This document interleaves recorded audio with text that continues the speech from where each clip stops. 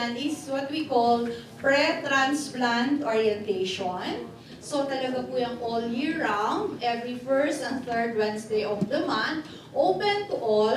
Patients of NKTR or outside NKTI are welcome to attend our lecture. And then, tawagan ko na rin po ang representative ng Human Organ Preservation Effort, Dr. Reynaldo Lasaka. Okay, yun ang kabuuan ng aking mga kasamahan dito, no? Ang panghuling social worker. Pero dati-dati, wala po yan non-related.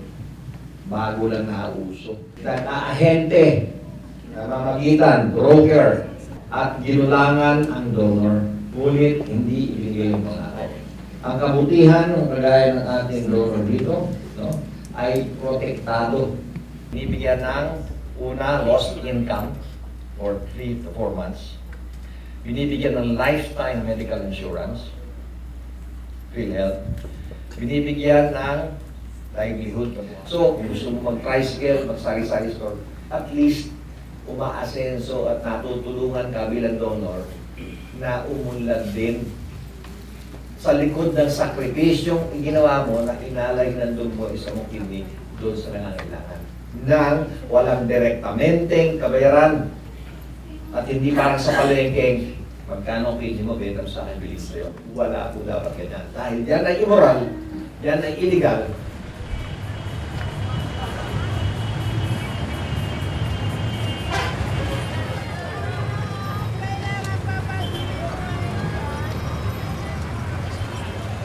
Noche buena. Delicious. This is my sidecar. And then the other one is in there. Ano? Nung ano, 'di ba mga after 1 month na naka-recover ako. 'Yun, bumili na ako nito. Kasi 4 months pa lang ako eh. Kasi ang boundary nito 60 pesos eh a day. Tatlong sidecar siya. Bale 180. Hindi ito lahat ng income nito hindi pumapasok sa budget ko. Lahat ng income nito binigay ko lang na tulong sa biyenan ko kasi yung biyenan ko maraming anak.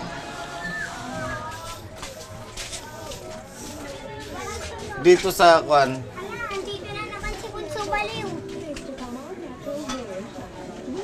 tawag mo si Kaba. This is the house of my mother-in-law. Tama ba yun? Mother-in-law?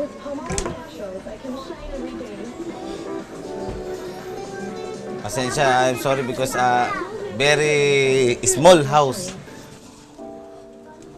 Tapos basta isang compound siya. Isang compound siya magkakamag-anak. Ano? Simula pa nung 1994. 1995. Tapos siyempre wala kaming bahay, sarili. Si tatay, si nanay, si Aba, si Alpi, si Ayat, si Aljo, si Ariel, si Tangi. 14 na tao dati. Dito. Dito lang sa baba, 14.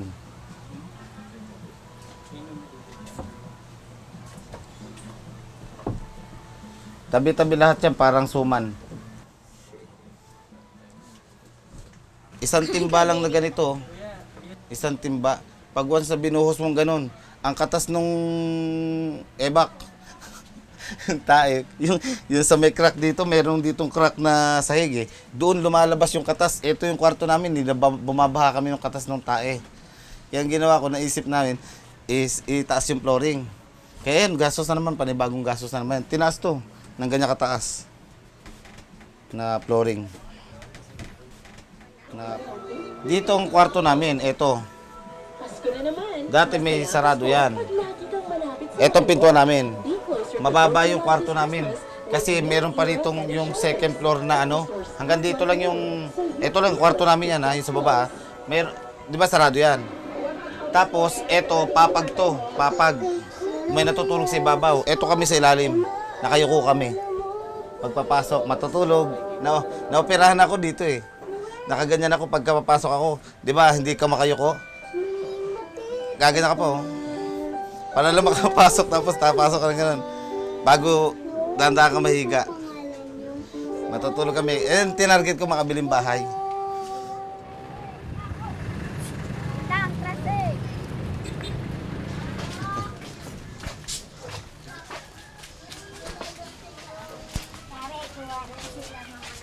Taya, apelyido mo yan, no? Apelyido mo, Laron. Welcome. Come in. Oh. Bago ako nag-start na magpa-opera, sabi ko sa asawa ko, kung anong mangyari nung kalalabasan na itong operation na to, sugal na lang. Eh kasi kung sakasakali na maisasalang ako at nagka-problema, hindi ko na-survive yung sarili ko, na-deadball ako, at least meron nang hahawakan yung pamilya ko na pang nila sa buhay.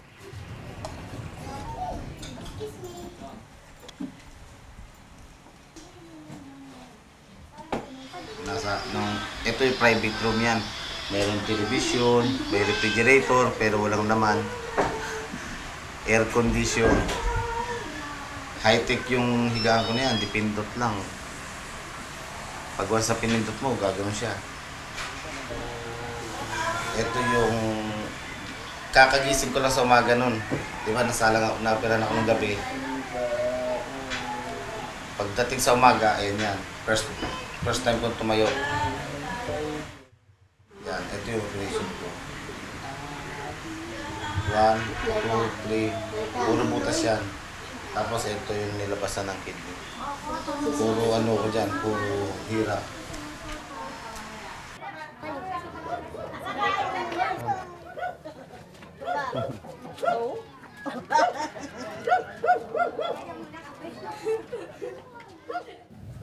Mas masipag ka, doon po sa, ano to, sabi ko sa inyo, aktibo kayo mo. Tatanong kayo.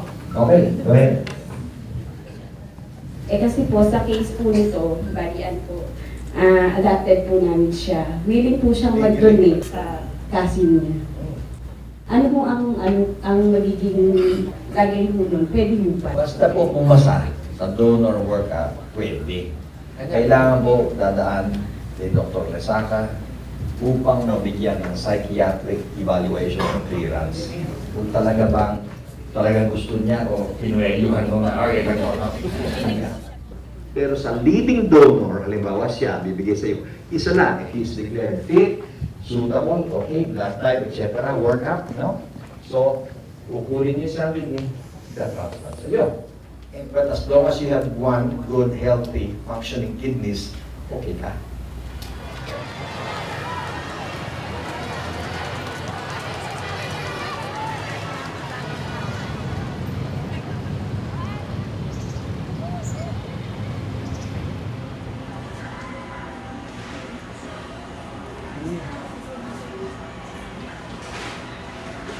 Hindi mo talaga kanina nervyos, kahit ano.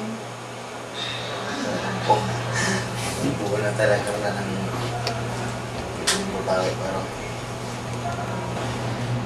Wala nang palasan na. Lapit na daw. Lapit na.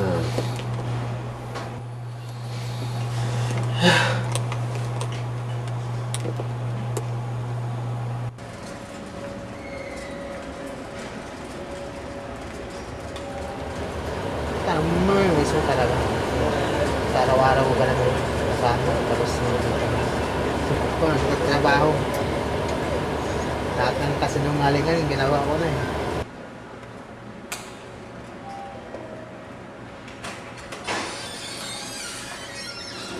Kahit hindi nagtatrabaho, nandito halos magpapakamatay na. Dahil palaki na sila. Tapos mas makakatulong sa kanila po.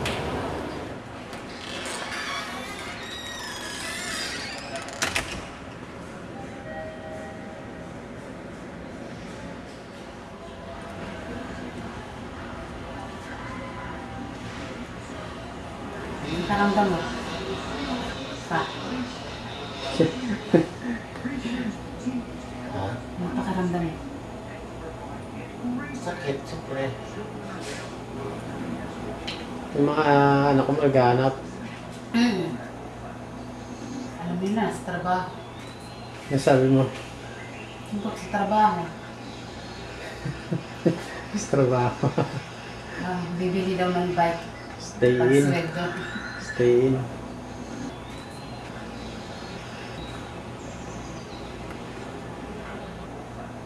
Pero ngayon, Lulisan, hindi ka naman nakabahan, nakita mo si Endo. Hindi. Pagpunta ko dito, grabe. Yung Parang paakyat ayaw mo. ko pumasok. Yung paakyat ka, Oo. Nandiyan ang tagal ko dyan sa labas.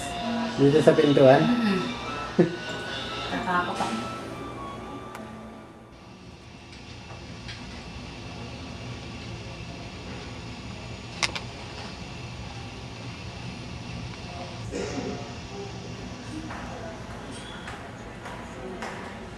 Yung ano ng kaba, nervyos na patay, kakatayin na siguro nito. Nakakita kami magunting, yung mga nurse na, kunin mo to, ganito, to. Patay na tayo nito, nakakatayin na siguro ito.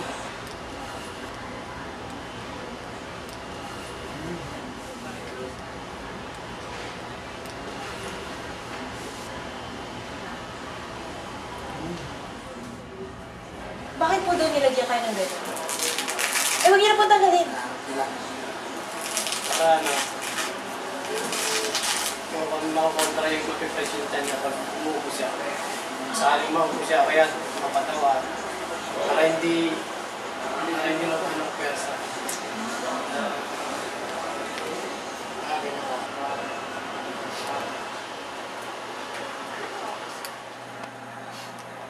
Kahapon nakakuha ka na, binigyan ka ng ano, 5,000. Ngayon, bibigyan kita ng 35 na lang, no? Para sa alamas mo, paglabas.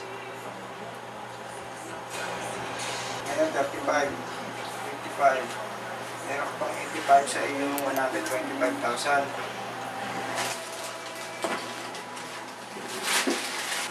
Yeah.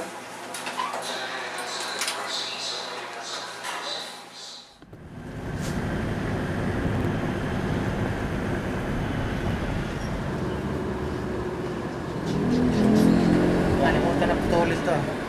Ayaw nang makita to. Remembrance ng Maddox.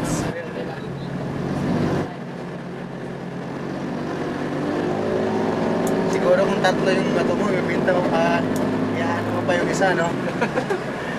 Dinodonate mo pa uli yung isa. Kaso, dalawa lang, di ba? Dalawa lang. Ibibigay mo, mamatay ka. Mata na mata. Sa atin parang ito na siguro. Yung sa katulad sa akin na walang pinag-aralan, hindi ka makakatrabaho ng ano, maganda. Hindi ka unlan. Eh, tulad ng ganito na nagkaroon ako ng pag-asa na magbago yung buhay ko. Kasi tutulungan nila ako na ano, mapaunlad yung buhay ko.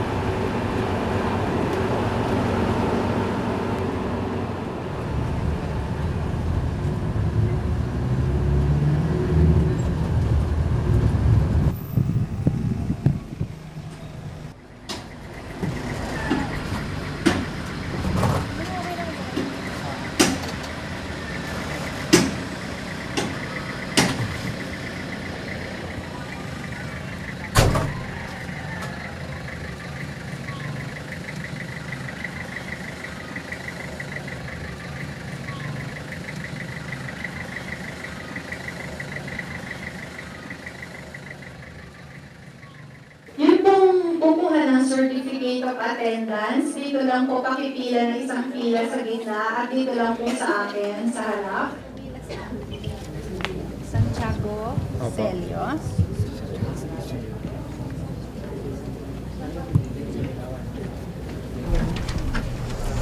Hindi kayo nagpunta dito para lang dyan sa certificate nyo. Punta kayo dito para maintindihan nyo yung tungkol sa programa ng organ donation saka kidney transplantation. Sa phase 1, yung gagawin nyo mamaya, ito yung pag-attend nyo ng pre-transplant orientation. No? Pagpunta nyo sa Hope mamayang 1:30, tapos pipirma kayo doon ng deed of donation nyo. And then, pagpunta nyo sa KFP. Ang phase 2 is yung laboratory workup nyo. Okay? Gagawin lahat ng laboratory workup sa inyo. Ang phase 3 natin is yung paghanap na magiging recipient nyo.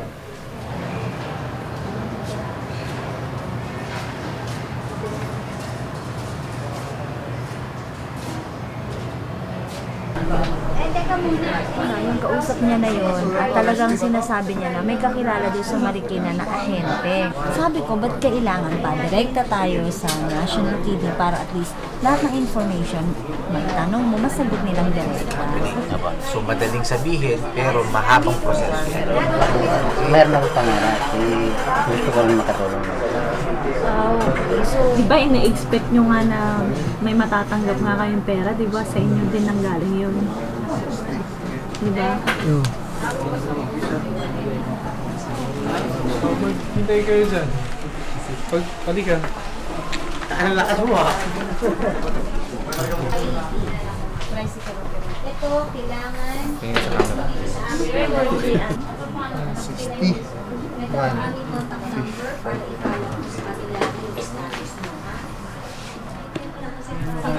Marunong magbasa?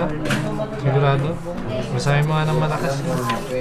Parang makapagbigay ako ng aking bato, kailangan gawin ko ang mga sumusunod. Mapasailalim sa examining medical na gagawin. Examine para sa hepatitis. Tama naman hepatitis di ba? BIP plasmatic. Ano, tawa ng tawa. Pinababasa niyo ako, tawa ng tawa. Hepatitis. Yun yung hepatitis. Yun. Doble kasi Ano ba tawag mo? Hepatitis yan, hindi titis. Nasaan na ba tayo? Hindi VIP yan, HIV.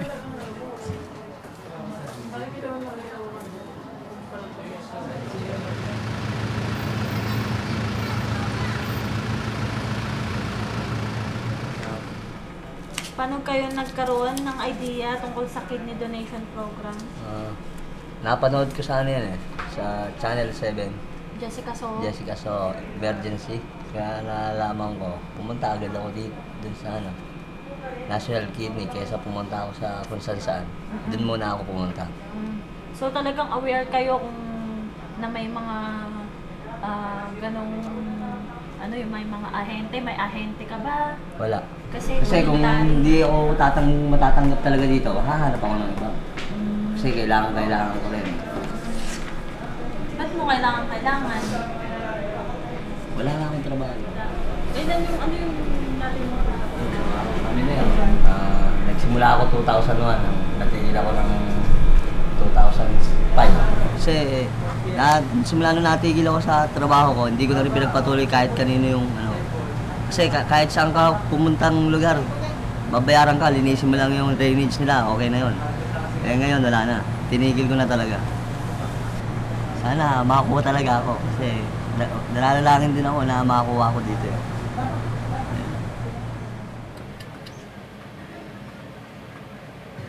Pakihawak na lang. Ito na lang po tingin sa camera. 1, 2, 3.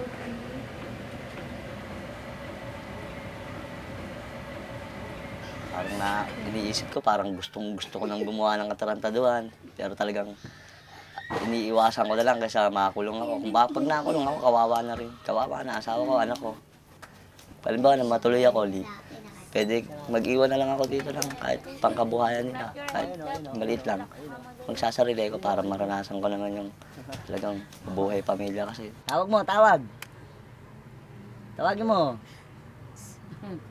Pero sa akin, hindi ko talaga alam ang presyo talaga ng kidney. Kaya sa akin, napakalaking pera. Nagulat ako, napakalaking pera nung matatanggap ko. May 100,000 benefits before 15 years sa child. Sunod, meron pa ako makukuha 175. Yan, laking pera. Hindi 275,000. Kaso lang yung 100, sa ano pa yon within 15 years. Kahit mawala nga ako, laban na ako kasi. So paano, nag-iwan ako sa inyo lahat. Nandiyan na, iniwanan ko, di ba? Kahit na wala ako. Basta sinabi ko lang sa asawa ko, huwag ka na mag-aasawa, huwag mo na ako lolokohin dahil, di ba, ginawa ko ng lahat sa inyo. Dahil, hindi naman para makita ko kayo ng ganyan na lang na habang buhay ko, yung makita ng ganyan na lang. Mahirap din.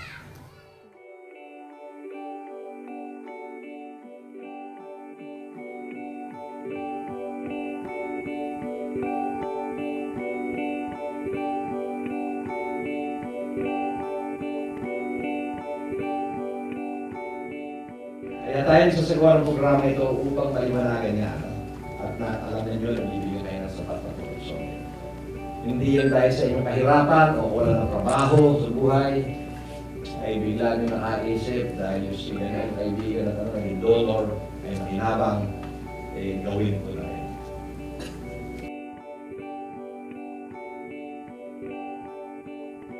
Ang susunod po nating session ay sa 3rd Wednesday na po ng January, no? Magpapahinga naman tayo, magpapasko naman tayo sa mga Katoliko, no? So, hanggang dito na lang po at muli po maraming salamat sa inyo at sa aking mga kasama dito.